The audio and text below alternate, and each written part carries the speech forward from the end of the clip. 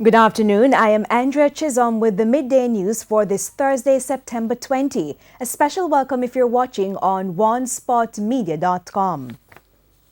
A team from the Education Ministry will be visiting Duckenfield Primary in St. Thomas today to further probe an incident in which students were given unprescribed pills by an unauthorized person. The students fell ill last week and had to seek medical attention. TVJ's Shamela Pullen reports. On Friday, 19 students at the Duckenfield Primary in St. Thomas had to get medical treatment after some started experiencing symptoms including abdominal pain and drowsiness. It was later discovered that the students were given pills by an adult. 18 of the 19 students were taken to the Princess Margaret Hospital on the advice of the Ministry of Health. Another student was treated at a private medical facility.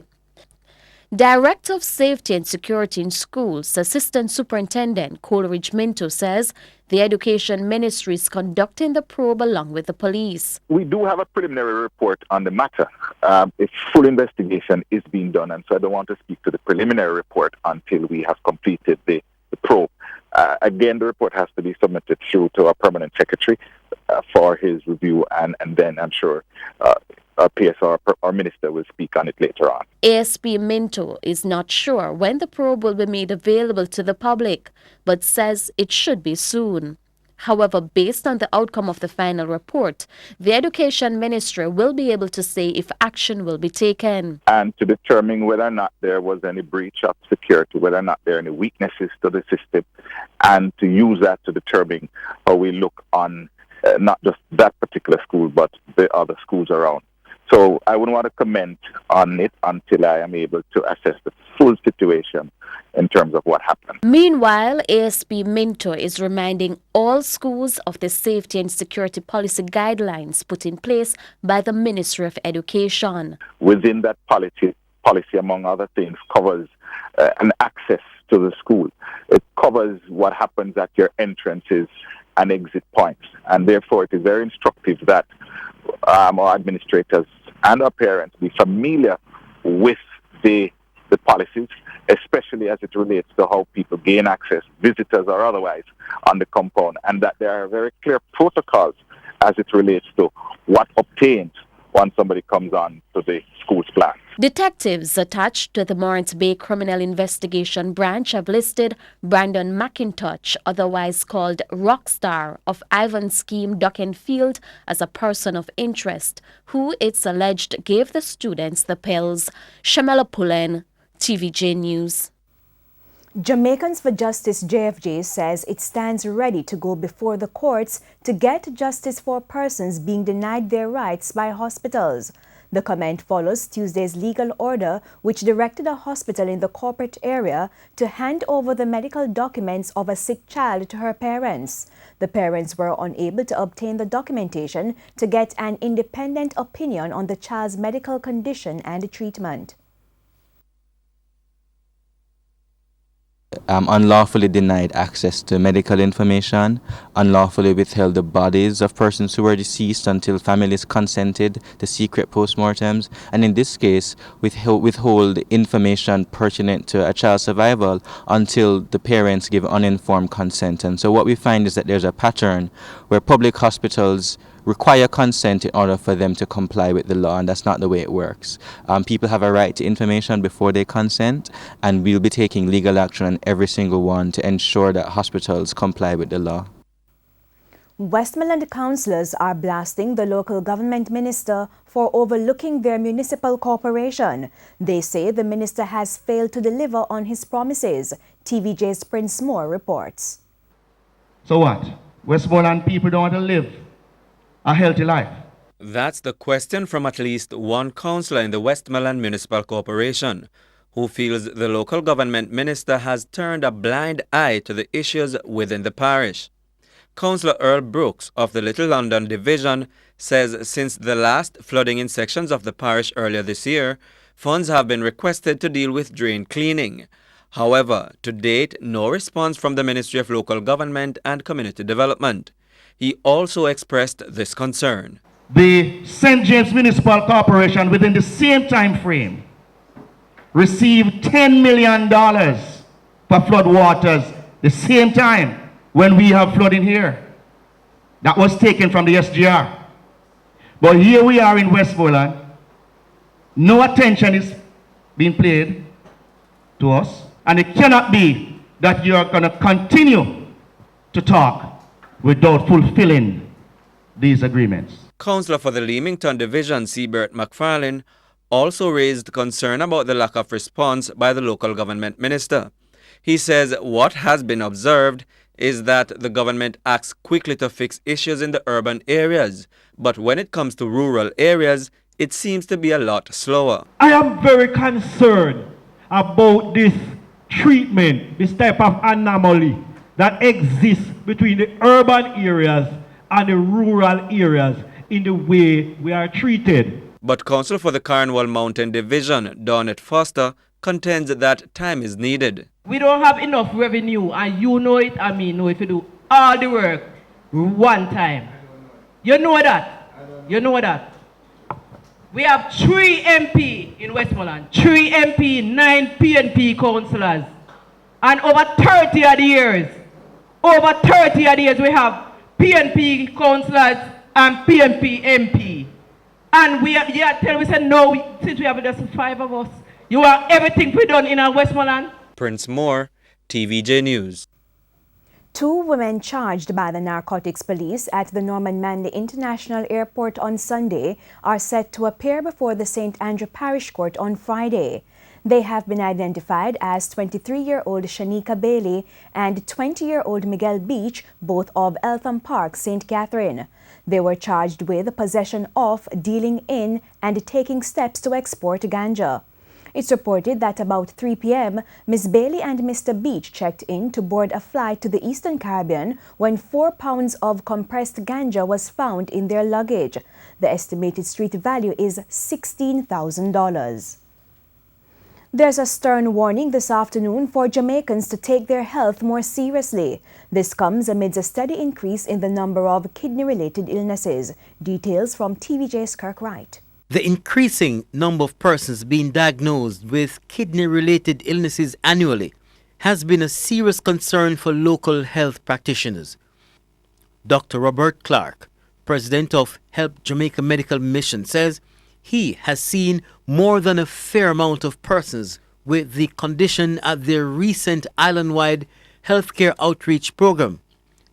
He says the disease is being seen more frequently, especially in young people. While the disease may be hereditary, Dr. Clark says in most cases, kidney failure is linked to person's lifestyle. The coming of all these fast foods and not the education as to what fast foods can do and how to approach fast foods. Oftentimes, they're loaded with high salt intake, which is bad, especially for black people. You should not take in more than X amount of sodium per day. And so, Dr. Clark is urging other medical professionals to spend more time educating their parents about the risks associated with eating unhealthy. Some of the things we can do as healthcare providers each time we see a patient is to give educational material as to how bad fast foods can be for you. Again, we need to teach, and we need to have some kind of preventative measures put in place so we can at least educate people as to how these diseases, come about and how we can prevent and how we can maintain. Some of the patients say the health fair saved them thousands of dollars in medical expenses. My family members saved around $28,000, and that's enough. That's very good, right? It helped me a lot, for I'm not working at this moment to find the money to pay the doctor, so it is very important for me at this moment. Kirk Wright, TVJ News. With the ban on plastic set to take effect in January next year, there are many questions about how persons will dispose their garbage. Speaking on TVJ's Smile Jamaica today, Chief Executive Officer of the Jamaica Environment Trust, Susan Stanley, says persons will still be able to buy garbage bags. We understand that larger sizes, so sizes that are larger than the t-shirt bag size or the scandal bag, ladder bag, wherever you're coming from in Jamaica, those will still be allowed. So you'll still be able to buy a garbage bag for your garbage in the supermarket. So that's the alternative. But I guess from our perspective, we want to know that the parts of the sectors of society that maybe cannot afford to buy garbage bags, that they will still have access to bags that they can use to containerize their garbage. In the meantime, Director of Environment Management and Conservation at NEPA, Anthony Mackenzie, says persons can still use scandal bags. Close to 4 months. Those will be used up by January 1st. I mean, after that, the new options would kick in if you have in stock.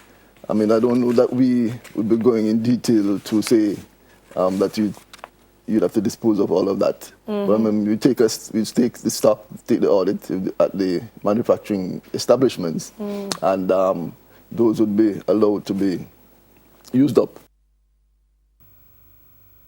A man known only by his alias Sparrow was shot and killed outside a bar by a gunman along Caledonia Road in Mandeville, Manchester, Wednesday night. It's believed a dispute led to the attack. Manchester has recorded 19 murders so far this year when compared to 34 during January 1 to September 15. And still in Manchester, a male motorcyclist is dead following an early morning accident. The crash happened minutes after 1 along the Greenvale Main Road near the Megamart in Mandeville. And in sports, long-standing president of the Jamaica Chess Federation, Ian Wilkinson, says he is on board with the idea of setting term limits for the president of the World Chess Federation. TVJ's Denise Walters reports. Outgoing president of the Jamaica Chess Federation, Ian Wilkinson, says after the 23-year reign of the International Chess Federation FIDE president Kirsan Lumjanov, a new policy for a presidential term limit will be implemented after the presidential elections on October 3. No one will be able to be president more than 8 years, something which I totally support and which I would like to see introduced even in Jamaica as well. Wilkinson, who told TVJ Sports last month that he will not be offering up himself for re-election after 16 years as the president of the local chess federation, says Nigel Short will no longer be contesting the election as a presidential candidate alongside Arkady Dvorkovich and Georgios Makropoulos. It's widely accepted that Grandmaster Short is not going to win the election. In fact, it's reported that he has joined forces with the Russian candidate, Mr. Dvorkovich.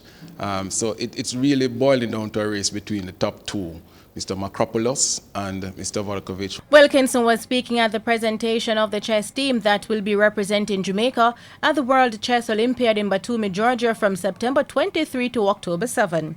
The team will be looking to emulate the late John Powell and Christine Bennett, who both grabbed silver in 1984 Greece and 1990 Yugoslavia, respectively.